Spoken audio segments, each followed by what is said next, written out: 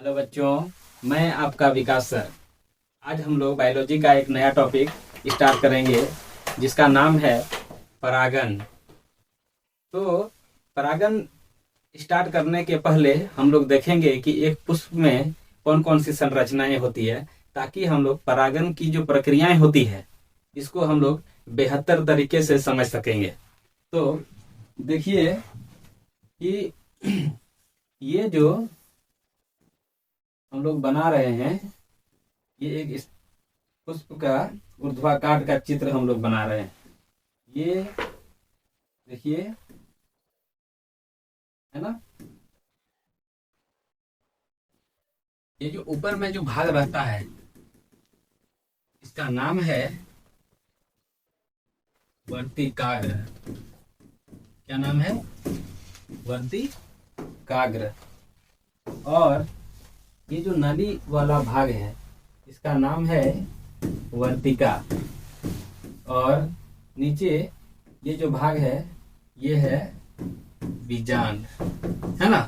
और ये जो फूला हुआ संरचना है बाहर में, ये इसका नाम है अंडाशय। क्या है? अंडाशय। तो ठीक इसी पुष्प में ही बाहर में एक छोटा सा गोलाकार संरचना निकली हुई रहती है, जिसको हम लोग क्या कहते हैं? इसको हम लोग परागकोश कहते हैं। क्या कहते हैं? परागकोश कहते हैं। इसी परागकोश के अंदर, इस परागकोश के अंदर छोटी छोटी कण उपस्थित रहती है, जिसको हम लोग क्या कहते हैं? जिसको हम लोग क्या कहते हैं? परागकण कहते हैं।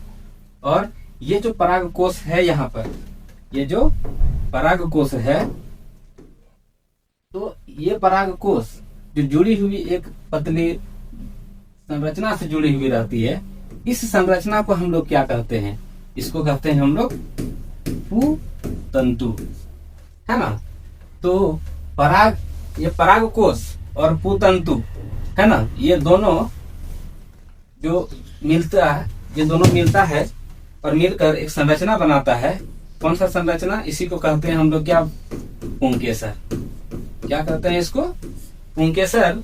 और यहाँ पर ये वर्तिकाग्र, वर्तिका और अंडाशय, ये तीनों मिलकर एक क्या करता है?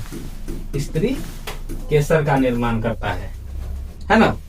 तो यहाँ पर हम लोग पढ़ते हैं कि पुमंग और एक जायांग, है ना। तो पुमंग किससे कहते हैं? पुमंग पुंकेसर के समूह को किसको कहते हैं? पुंकेसर के समूह को, पुंकेसर के समूह को, पुंकेसर के समूह को हम लोग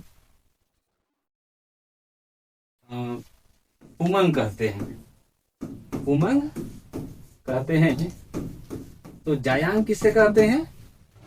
जायांग एक वर्ड आया, है ना, एक वर्ड आया, जायांग किसे कहते हैं? तब हम लोग तो स्त्री केसर के समूह को, स्त्री केसर के समूह को क्या कहते हैं? जायांग कहते हैं। जायांग कहते हैं। ये हम लोग पढ़ते आ रहे हैं, है ना। लेकिन फिर भी हम लोग परागन स्टार्ट करने के पहले एक बार इसको सरसरी निगाहों से देख लेते हैं, ताकि हमको अच्छी तरह से क्या हो, समझ आ जाए। ठीक ना। तो ये तो समझ में आ गया। तो इसके पहले एक हम लोग एक संरचना के द्वारा देख लेते हैं। तो देखिए, ये जो फिगर है ना, यहाँ पर देखिए ये बना हुआ है। जो सबसे ऊपर में स्टिग्मा, जो यहाँ पर क्या है, ये वर्तिकाग्र है, ये सबसे ऊपर वाला भाग है ना। ये कैसा रहता है? ये चिपचिपा रहता है। ये किस प्रकार का रहता है? चिपचिपा रहता है ना। ये चिपचिपा है, तो इसका क्या कार्य है? इसका काम क्या है ना। यानी जितना जो भाग है यहाँ पर, प्रत्येक का कुछ ना कुछ कार्य है। जैसे हम लोग हैं, सबका अपना अपना कार्य है। हमारा शरीर का अंग है, सबका अपना अपना कार्य है। ठीक वैसे ही यहाँ पर जो पुष्प है, प्रत्येक भाग का अपना अपना कुछ ना कुछ क्या है, रोल है सबका। तो ठीक वैसे ही यहाँ पर जो वर्तिकाग्र है ये चिपचिपा है, तो यहाँ वर्तिकाग्र जो चिपचिपा होने का क्या कार्य है, तो यहाँ पर देखिए, यहाँ पर एक गोलाकार भाग है ना, यहाँ पर एक गोलाकार जो ये है एक भाग है जिसको हम लोग क्या कहते हैं, परागकोश कहते हैं। देखिए यहाँ पर इसको हम लोग क्या कहते हैं, परागकोश कहते हैं। और इसी परागकोश में हम आपको बताए कि क्या रहता है, परागकण रहता है।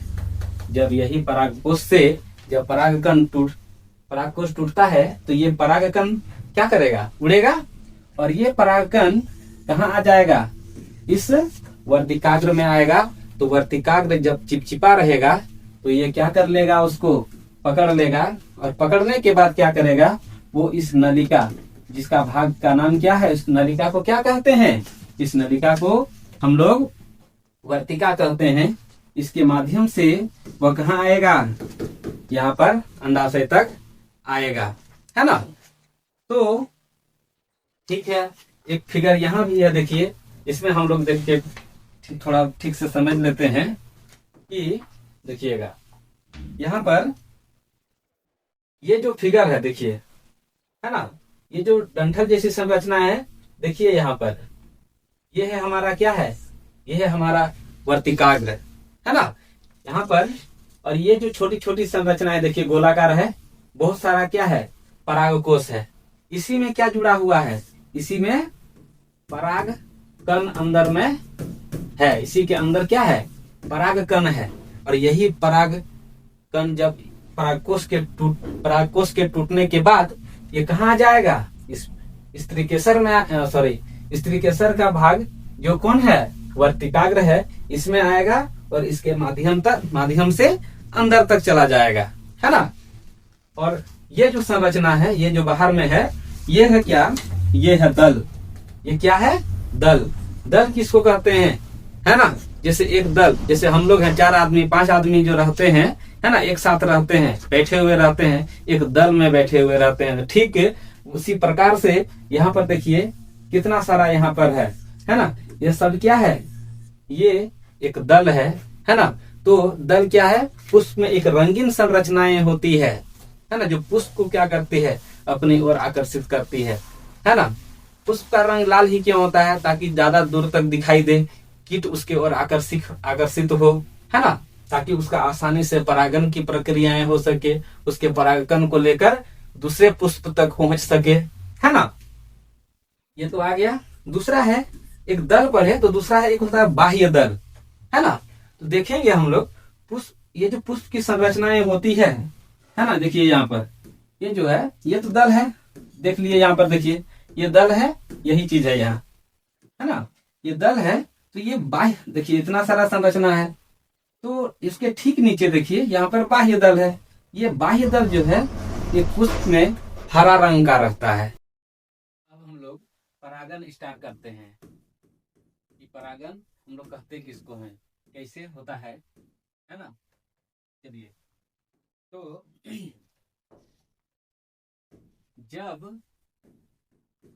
जब एक पुष्प के परागकोश से परागकण निकलकर किसी पुष्प के वर्तिकाग्र तक पहुंचते हैं,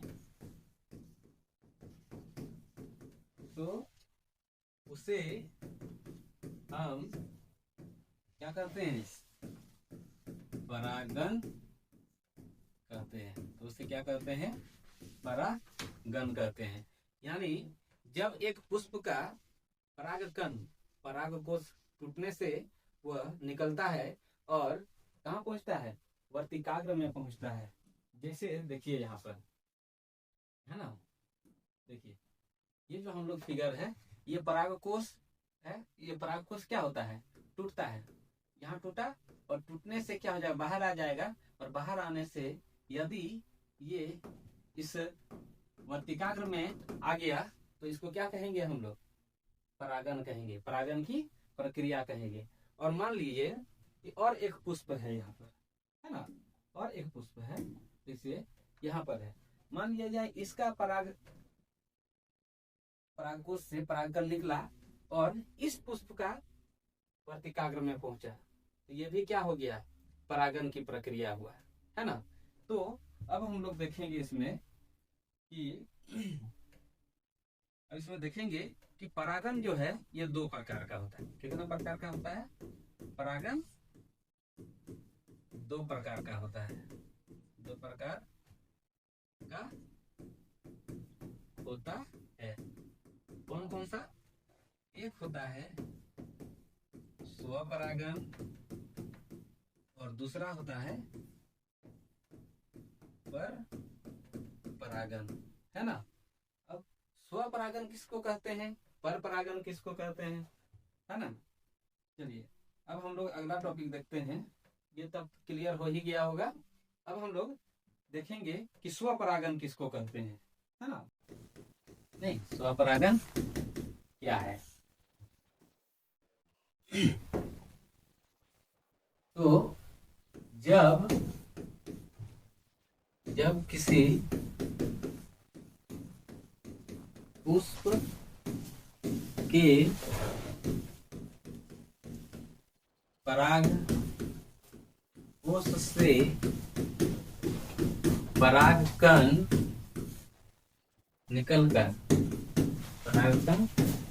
निकलकर उसी पुष्प के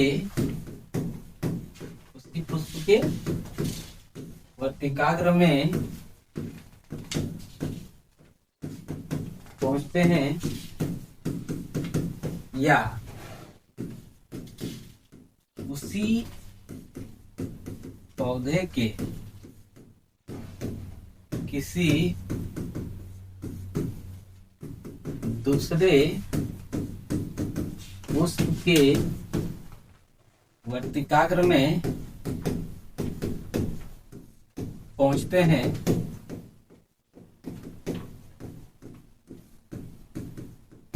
तो इसे हम स्वपरागन कहते हैं। क्या कहते हैं? स्वपरागन कहते हैं। देखिए एक बार हम लोग इस स्लाइड के द्वारा देख लेते हैं। जैसे ये है ना, ये एक पौधा का पुष्प है, जो यहाँ का क्या हुआ, ये जो परागकोश है ना, ये जो परागकोश है, ये परागकोश से क्या हुआ, परागकण टूटा और यहाँ से निकलने के बाद क्या हुआ, वही पुष्प का जो है वर्तिकाग्र में गिरता है। तो ये क्या कहलाया? ये हुआ स्वपरागन। या फिर मान लिया जाए ये पौधा है ना, एक पौधा है और इस पौधा में ये दोनों पुष्प है। तो इस पौधा का परागकोश से परागकण टूटा और निकला और ये टूटकर कहाँ गया? इस पुष्प में आ गया, लेकिन एक ही पौधा में है। तो ये क्या कहलाएगा? ये हो गया स्वपरागन, है ना। तो अब स्वपरागन का क्या क्या लाभ है ना। देखिए अब हम लोग देखते हैं कि लाभ क्या है ना, यानी स्वपरागन के लाभ, स्वपरागन के लाभ, है ना। स्वपरागन हुआ तो इसका क्या लाभ है ना। देखिए तो पहला लाभ ये है कि जब स्वपरागन होता है तो उसमें कोई नया जीन प्रवेश नहीं करता है ना। स्वपरागन होने से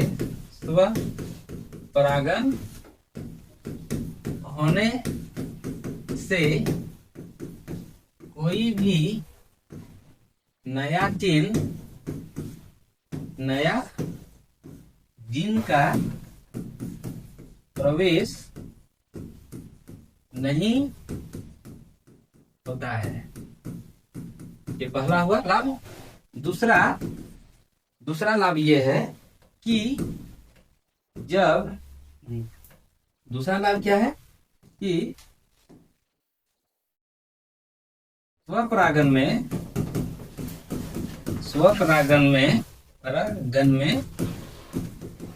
पैतृक गुण निरंतर बने रहता है। कहने का मतलब ये हुआ कि जब स्वपरागन हो रहा है तो इसमें क्या होगा, इसमें कोई भी नया जिन नहीं आएगा, है ना। जो गुण है उसमें वही गुण रहेगा, उसी जिन का रहेगा। यहाँ पर फिर दूसरा है पैतृक गुण बना रहेगा, जो पीढ़ी दर पीढ़ी जो गुण आ रहा था वही गुण रहेगा यहाँ पर, है ना।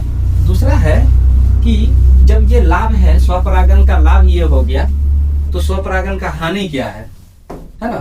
तो हानि भी तो कुछ होगा। चलिए यहाँ देख लेते हैं एक बार। स्वपरागन की हानियां, है ना। कौन कौन सा हानि होता है? जहां पर कोई लाभ होता है तो वहां पर हानि भी होता है ना। तो पहला हानि यह है कि स्वपरागन होने से, स्वपरागन होने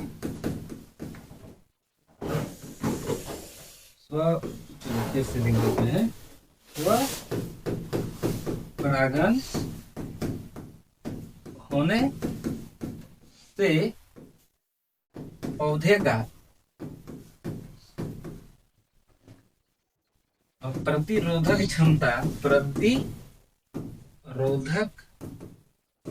क्षमता घट जाती है या कम हो जाती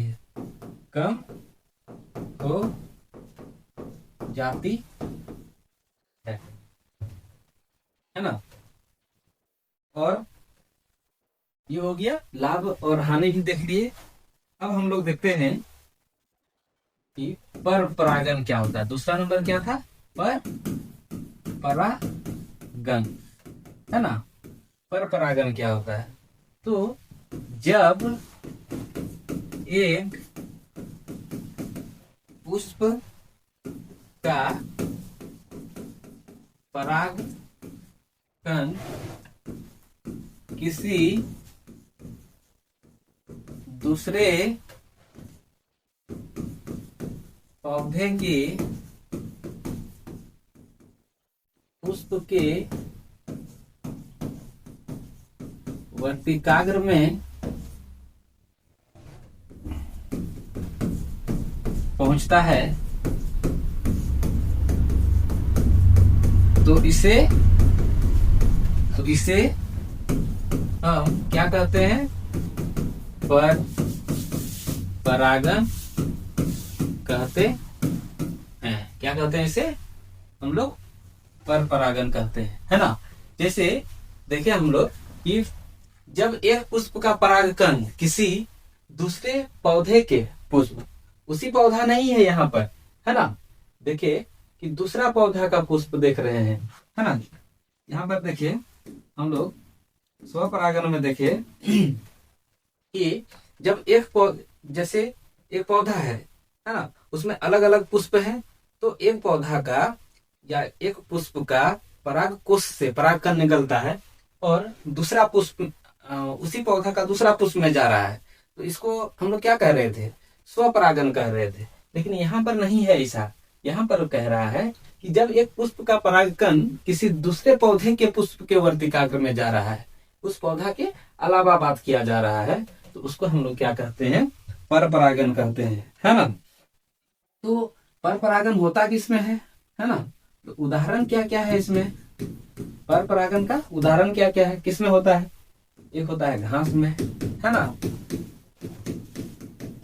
बांस में होता है, और अंगूर में होता है, और इस टाइप का बहुत सारा पादपों में होता है। तो पर परागन है, तो पर परागन का लाभ क्या है? जैसे हम लोग स्वपरागन में लाभ देखे, ठीक वैसे ही इसमें देखेंगे कि पर परागन का लाभ, है ना। पर परागन का क्या लाभ है? पहला लाभ है कि पर परागन होने से, पर परागन होने से पादप में नए गुण आते हैं, नए गुण आते हैं। और पर परागन होने से यानी इससे पौधे में रोग प्रतिरोधक क्षमता में क्या होती है, वृद्धि होती है। रोग प्रतिरोधक क्षमता में क्या हो जाती है, वृद्धि होती है। और क्या होता है, चलिए दूसरा है हम लोग देखेंगे इसमें। तो इसका हानि क्या है अब, है ना, पर परागन की हानि। देखिए, पर परागन की हानि, है ना, पर परागन की क्या हानि है।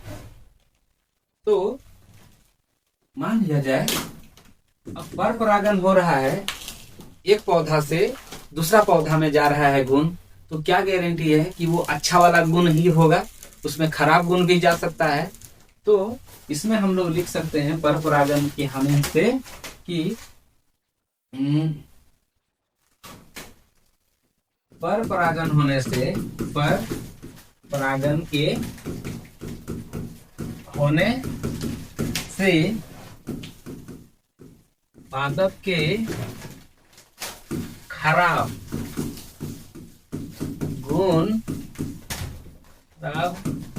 गुणों के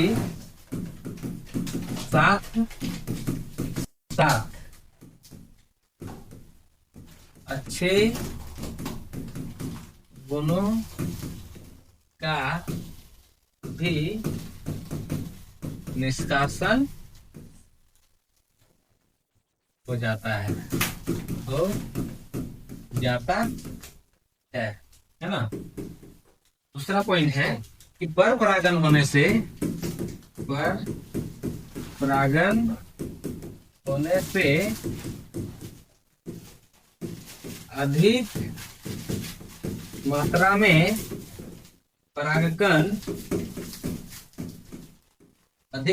परागकण निकलते हैं जिससे पादप को अत्यधिक मात्रा में ऊर्जा खर्च करना होता है ना। तो ये समझ में आ गया होगा कि पर परागन की हानि, पर परागन के होने से पादप के खराब गुणों के साथ साथ अच्छे गुण भी निकल जाते हैं। कोई गारंटी नहीं है कि जो अच्छे गुण, खराब गुण है वही निकलेंगे, उनके साथ साथ अच्छे गुण भी निकल सकते हैं। इन्हीं चीज का बारे में बताया गया कि ये से क्या है, हानि है। और दूसरा है कि ज्यादा मात्रा में परागकण निकलने से, ज्यादा मात्रा में परागकण निकलने से क्या हो जाता है, पादप को ज्यादा ऊर्जा की हानि करना पड़ता है ना। तो अब कुछ हम लोग पॉइंट देखते हैं कि यहाँ परागन, है ना, परागन जैसे कीट द्वारा परागन होता है तो उसको हम लोग क्या कहते हैं, है ना,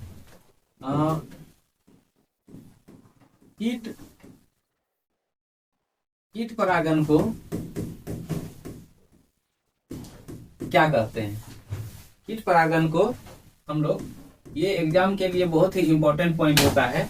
जैसे कीट परागन, इसको हम लोग क्या कहते हैं, एंटोमोफिलिक कहते हैं। क्या कहते हैं, कीट परागन को एंटोमोफिलिक कहते हैं, है ना। दूसरा पॉइंट है वायु परागन। दूसरा है वायु परागन। वायु परागन को क्या कहते हैं,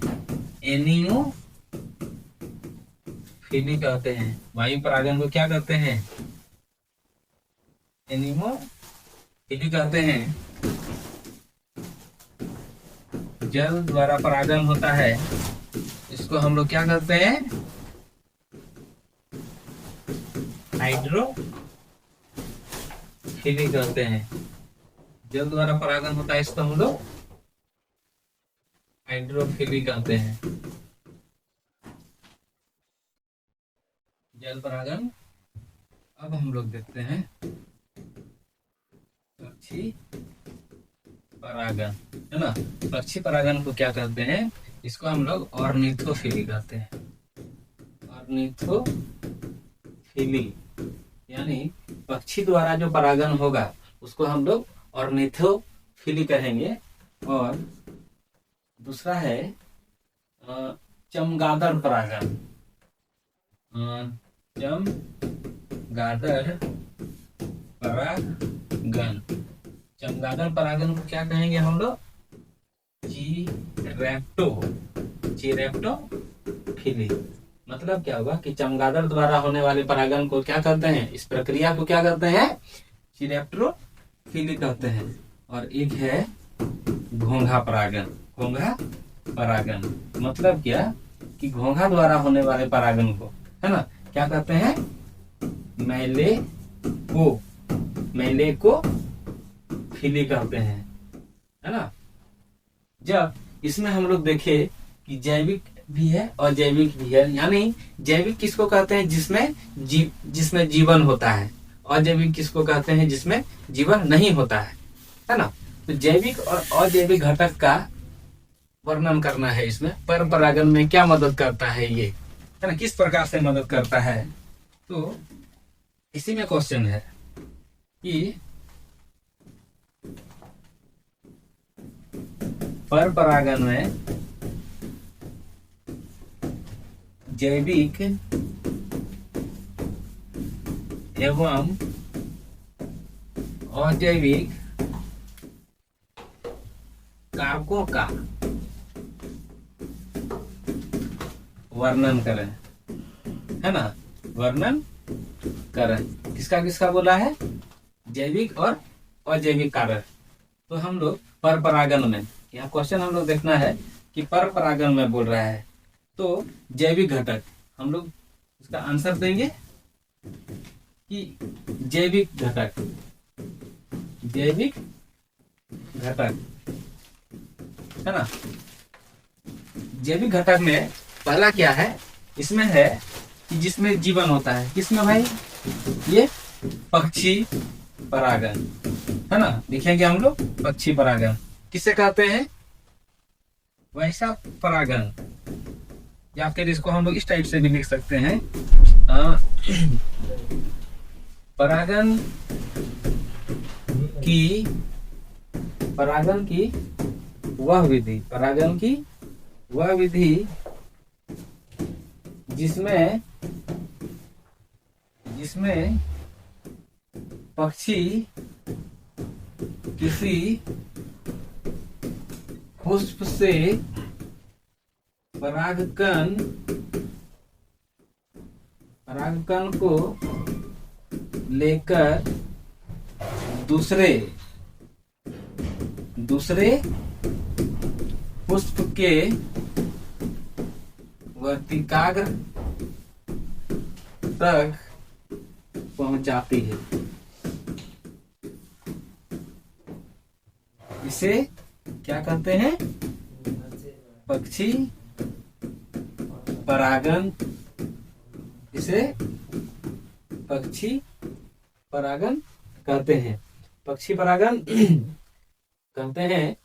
तो इसमें हम लोग देखेंगे ये पक्षी परागन किस में होता है ना। इसका एग्जाम्पल क्या क्या है? एक है रेड कोरल ट्री, पक्षी द्वारा किस में होता है ना। इस पौधा में एक होता है, पक्षी परागन हो गया। दूसरा हम लोग वर्णन करना है हमको कि तो पक्षी परागन जो है हम लोग देखिए, पक्षी परागन है ना। तो पक्षी परागन होने वाले पुष्प कैसा होगा, उसका कलर कैसा होगा, है ना, उसका संरचना किस प्रकार का होगा, उसमें पुष्प उसी में क्यों जाएगा, है ना। तो हम लोग देखते हैं अ, पक्षी पक्षी परागित पक्षी परागित पुष्प पक्षी परागित पुष्प के गुण, है ना। पक्षी परागित पुष्प का गुण, पक्षी परागित पुष्प में कौन कौन सा गुण होगा, क्या क्या होगा, है ना। सबसे पहले जैसे पक्षी क्या है, यानी कोई भी चीज है आकर्षित कब होता है, जब वो ज्यादा सुंदर होगा। जैसे हम लोग जानते हैं, जैसे हम लोग अपना ही दोस्त में कोई सभी कोई हम लोग डेली आते हैं, लेकिन एक कोई सेंट मार लेगा, सेंट मार लेगा तो सब कोई क्या होगा, उसके ओर आकर्षित होगा। हम लोग सब मान लीजिए सब टकले टकले आएंगे, है ना, और एक बड़ा बाल वाला आएगा, तो किसकी ओर आकर्षित होंगे, बड़े बालों वाले की ओर आकर्षित होंगे। ठीक वैसे ही यहाँ पर है कि जो पक्षी है, पक्षी उस पुष्प की ओर क्यों आएगा, है ना। तो क्या होगा, वो पुष्प लाल होगा, है ना। उसमें क्या होगा, उसमें मकरंद निकालेगा ताकि वो उसको चूसने के लिए आएगा, है ना। तो पक्षी परागित पुष्प का गुण, है ना, क्या क्या गुण होगा। तो सबसे पहले किसी भी चीज को आकर्षित करने के लिए, है ना, हम लोग क्या करते हैं, सबसे अलग दिखने के लिए हम लोग क्या करते हैं, दूसरों से अलग रखने के लिए हम लोग सेंट मार लेते हैं ताकि हम दूसरे से अलग दिखें, है ना। हम लोग टोपी लगा लेते हैं ताकि सब कोई हमारे ओर आकर्षित हो। तो ठीक वैसे ही पक्षी परागित पुष्प का गुण क्या होगा, इसमें पुष्प का जो आकार होगा, पुष्प का आकार कैसा रहेगा, बड़ा होगा, पुष्प का आकार बड़ा होगा ताकि जो पक्षी है वो उसकी ओर जल्दी आकर्षित हो जाएगा, है ना। दूसरा होगा कि पुष्प कैसा होगा, पुष्प रंगीन भी होगा, रंगीन होगा ताकि उसको दूर से ही दिखाई देगा। तीसरा गुण है पुष्प सुगंधित होगा, पुष्प सुगंधित होगा। और नेक्स्ट गुण है, पुष्प क्या होगा, पुष्प में मकरंद होगा, पुष्प में मकरंद होगा, है ना। मकरंद, अब बोलिएगा कि ये मकरंद क्या है, ये पुष्प में एक पोषक पदार्थ होता है जिसको पक्षी ग्रहण करता है, उसी को चूसने के लिए ही पक्षी और कीट आते हैं पुष्प में, है ना। ये क्या है, इसमें पौष्टिक पदार्थ होता है, पोषण पदार्थ, या आप इसको बोल सकते हैं पोषणीय पदार्थ, पोषणीय पदार्थ होता है, आप इसको कह सकते हैं इसको, है ना। तो ठीक वैसे ही अब हम लोग देखते हैं अब हम लोग देखते हैं दूसरा क्या है, जैविक घटक में पक्षी परागन देखे, तो अब कीट परागन देखते हैं। कीट परागन, इसको हम कैसे लिखेंगे, इसको परिभाषित कैसे करेंगे, कीट द्वारा, डायरेक्ट लिखते हैं आप, कीट द्वारा होने वाले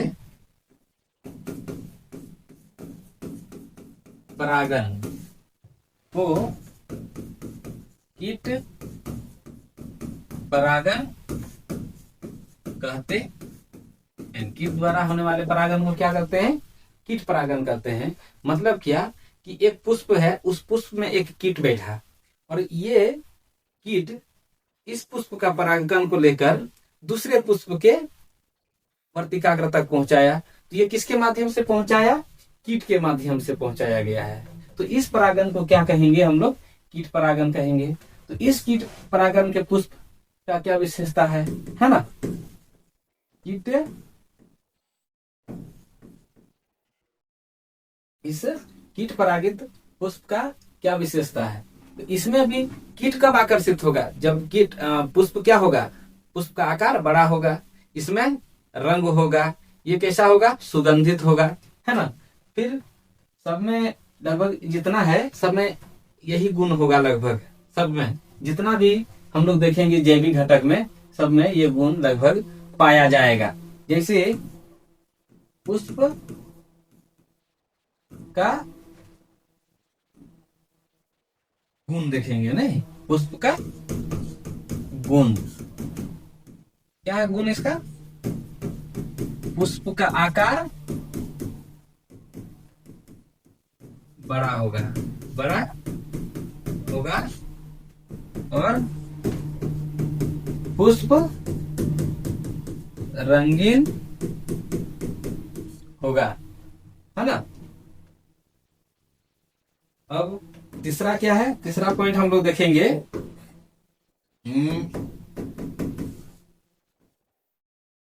तीसरा पॉइंट देखेंगे हम लोग पक्षी परागन, कीट परागन, और अब देखेंगे हम लोग जंतु परागन। जंतु परागन क्या है, तो जंतु द्वारा होने वाले परागन को क्या कहते हैं, जंतु परागन कहते हैं। जैसे कोई जंगल है, उस जंगल में कोई भी जंतु, मान लिया जाए जंगल के बीचों बीच कोई जंतु पार हो रहा है, और यहाँ से कोई पुष्प है, इस पुष्प का परागकण इसका शरीर में आ गया, परागकण, और वो जब दूसरे जंगल में जा रहा हो और या अगल बगल से जा रहा हो जहां पर उस पुष्प कहीं हो, तो उस पुष्प का वर्तिकाग्र में किसी प्रकार से अगर पहुंच जाता है तो वो किसके माध्यम से पहुंचा, एक जंतु के माध्यम से पहुंचा है, तो इसको हम लोग क्या कहेंगे, इसको हम लोग जंतु परागन कहेंगे, है ना। इसको हम लोग जूफिली भी कहते हैं। तो इस ओर भी क्या आकर्षित होगा, तो इसका भी पुष्प कैसा होगा, बड़ा होगा, है ना। इसमें भी पोषणीय पदार्थ होगा, तभी तो वह जंतु उसकी ओर आकर्षित होगा। तो नेक्स्ट है चमगादड़ परागन। चमगादड़ परागन किसको कहते हैं, तो चमगादड़ द्वारा होने वाले परागन को चमगादड़ परागन कहते हैं या चिरेप्टोफिली कहते हैं। लिख देते हैं, चमगादड़ द्वारा होने वाले परागन, चमगादड़ द्वारा होने वाले परागन को चमगादड़ परागन कहते, चमगादड़ परागन कहते हैं। इसे चिरेप्टोफिली भी कहते हैं, इसे चिरेप्टोफिली भी कहते हैं। ठीक, वहीं पर आ जाइए। अब हम लोग देखते हैं कि जैविक घटक किसको कहते हैं। नहीं, जैविक घटक में क्या क्या आएगा, तो हम लोग पहले ही देख लिए थे। जैविक घटक में पर परागन में किस प्रकार से मदद करता है। एक नंबर है जल परागन, है ना। जल परागन किस प्रकार से होता है, किसको कहते हैं, तो जब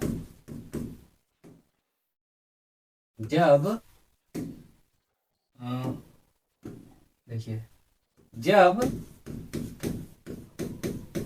परागन की क्रिया, जब परागन की क्रिया जल में या जल द्वारा, जब परागन की क्रिया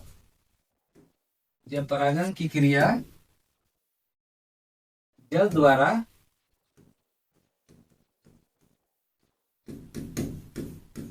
होती है, तो इसे हम लोग जल परागन कहते हैं। तो इसे हम लोग क्या कहते हैं, जल परागन कहते हैं। तो तो इसका भी कुछ उदाहरण होगा, एग्जाम्पल होगा। सिरेटोफाइलम, सिरेटोफाइलम,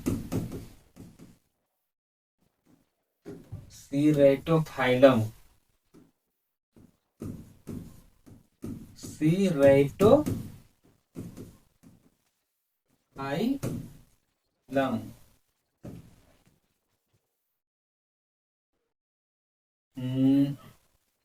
वेलिसनेरिया, वेलिसनेरिया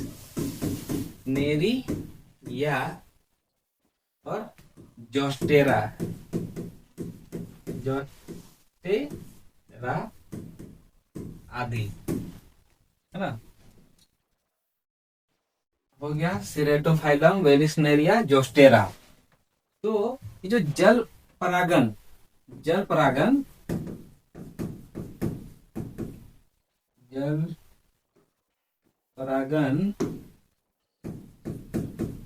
दो प्रकार का होता है, हम लोग सबने देखे एक एक ही हो रहा था, लेकिन यहाँ पर देखेंगे हम लोग जल में परागन जो प्रक्रिया होता है दो प्रकार का होता है। एक जल के सतह के ऊपर होता है और एक जल के अंदर होता है। जैसे पादप हम लोग देखते हैं कि नदी में, तालाब में देखते हैं कि कोई तालाब है, उस तालाब के अंदर भी पादप रहता है, तो उसमें परागन की प्रक्रिया क्या होती है, तो उसमें होने वाले परागन को क्या कहते हैं। और कुछ परागन प्रक्रिया जल के ऊपर होता है, तो उसको हम लोग क्या कहते हैं, है ना। तो कौन कौन सा होता है, एक होता है अधो जल परागन, एक को क्या कहते हैं, अधोजल परागन, और दूसरा को कहते हैं अधिजल परागन। तो अधोजल परागन किसको कहते हैं, और अधोजल जो सतह में हो, यानी जब पादप में परागन की प्रक्रिया जल के सतह में होता है। मान लिया जाए जैसे देखिए ये कोई तालाब है ना, ये क्या है, एक तालाब है और इसमें ये जल है, ये क्या है, ये जल है। तो ये जो पादप है, यहाँ ये जो पादप है, इसका जो फूल है इस तालाब के सतह पर है, इस तालाब के सतह पर है। तो ये परागकण जल द्वारा आएगा इस पुष्प तक, है ना। तो इसको हम लोग क्या कहेंगे, सतह में हो रहा है परागन, यानी यहाँ का जो परागकण इस पुष्प के वर्तिकाग्र में आ रहा है, इसके द्वारा आ रहा है, तो जल द्वारा आ रहा है, इसको हम लोग क्या कहेंगे, अधोजल परागन। और वहीं पर अगर ये अंदर रहेगा, मान लिया जाए ये जल के सतह के अंदर है, सतह से अंदर, तो इसको हम लोग क्या कहेंगे, अधिजल परागन कहेंगे, है ना।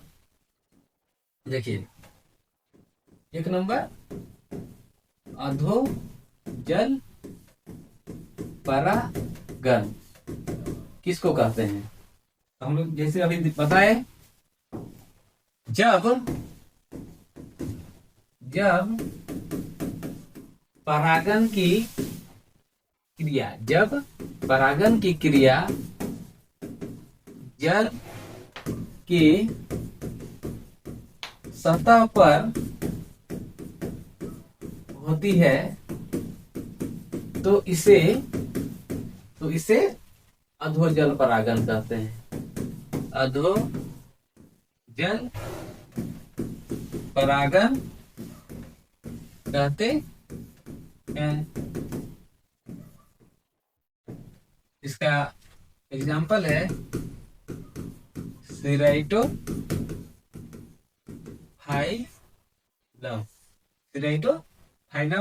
और दूसरा है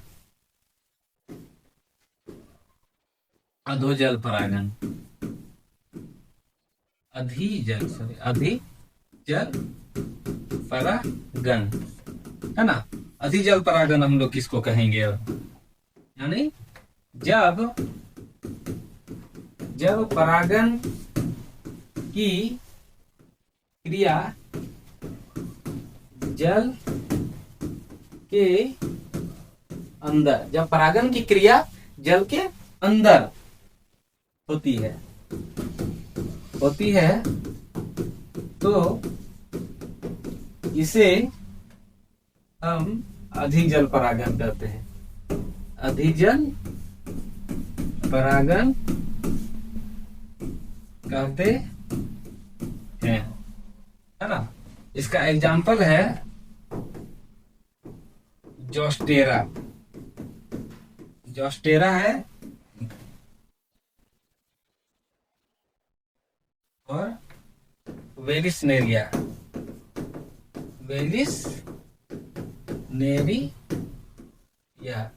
और इस टाइप से और होगा, है ना। तो ये जो जल है, तो इसका जो पुष्प है, तो उसका पुष्प का संरचना क्या होगा, उसका पुष्प का गुण क्या होगा उसमें। जैसे जिसमें हम लोग कीट देखे, उसमें चमगादड़ देखे, उसमें पक्षी देखे, तो परागन होने के लिए कोई भी जो जीव है या पादप है वो अपना संतान को आगे बढ़ाना चाहता है। यानी कोई भी सजीव है अपना संतान को क्या करता है, बनाए रखना चाहता है, यही है।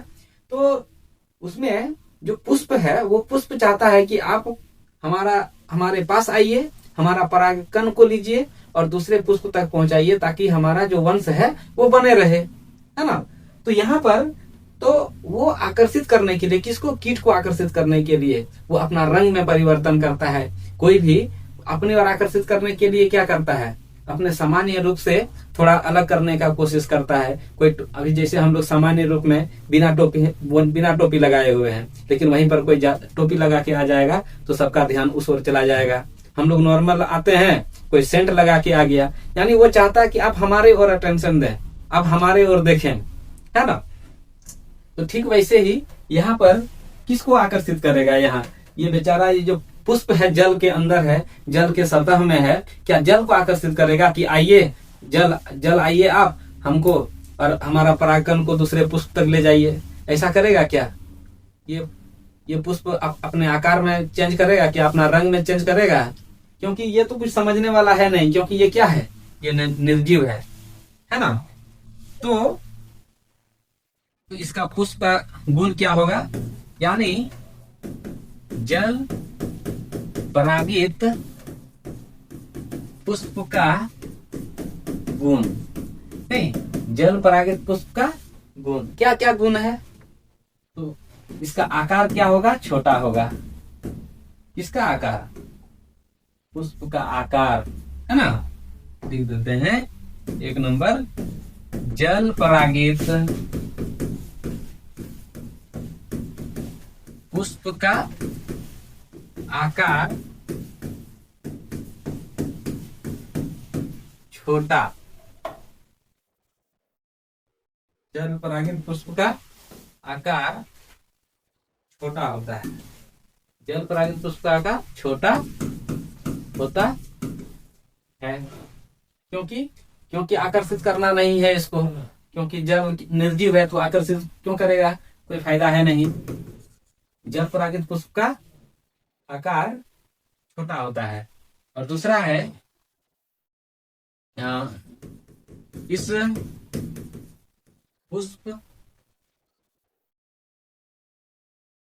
पुष्प का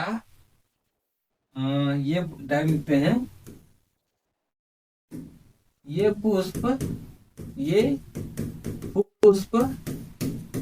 रंग विहीन होती है। ये पुष्प क्या होती है, रंग विहीन होती है, बिना रंग का होता है, बिना रूप का होता है। उसको आकर्षित नहीं होता है, वो जैसा बेचारा वो वैसे ही रहेगा। इसको अपना रूप में कोई परिवर्तन करने का कोई जरूरत नहीं है इसको, क्योंकि इसको आकर्षित नहीं करना है ना। क्योंकि बेचारा जल जो है वो निर्जीव है, इससे कुछ होने वाला नहीं है। ये पुष्प का रंग क्या होता है, रंग विहीन होता है। और दूसरा इसका आकार भी देखिए छोटा होता है ना। तो क्या इसको बोलेगा कि हमको पोषण भी, मेरे पास पोषण है, आइए जल खाइए।